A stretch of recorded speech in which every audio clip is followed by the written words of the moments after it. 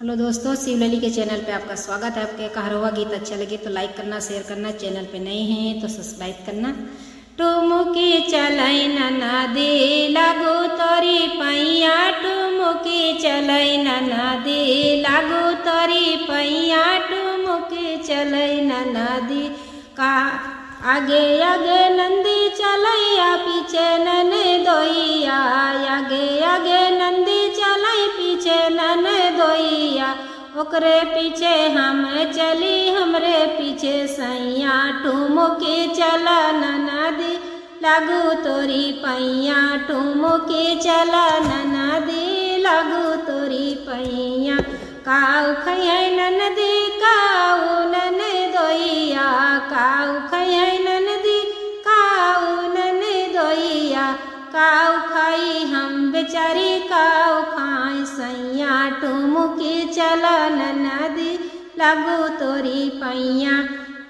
ठुमुकी चला नदी लागू तोरी पैया, पूड़ी खैया ननदी कचौड़ी नन दोइया, पूड़ी खैया ननदी कचौड़ी नन दोइया, खोआ खाई हम बेचारी दोना चट सैया, ठुमुकी चला नदी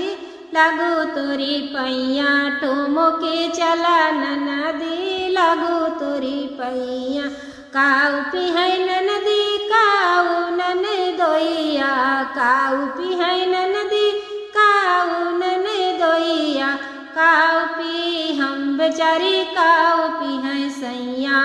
ठुमुकी चला नदी लागू तोरी पैया, ठुमुकी चला नदी लागू तोरी पैया, लोटा पिहाई नदी गिलास नन दोइया, लोटा पिहाई नदी गिलास नन दोइया, पेप्सी पी हम बेचारी बोतल पिहाई सैया, ठुमुकी चला नदी लागू तोरी पैया, ठुमुकी चला नदी लागू तोरी पैया, कहाँ सुतै नदी कहाँ नन दोइया,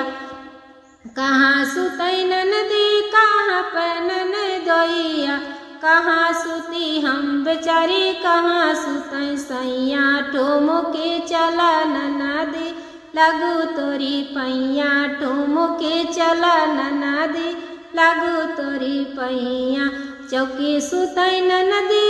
चौकी सुतै नदी तखत नन दोइया, चौकी सुतै नदी तखत नन दोइया, अलगा सुती हम बेचारी भुइया लोटै सैया, ठुमुकी चला नदी लागू तोरी पैया, ठुमुकी चला नदी लागू तोरी पैया।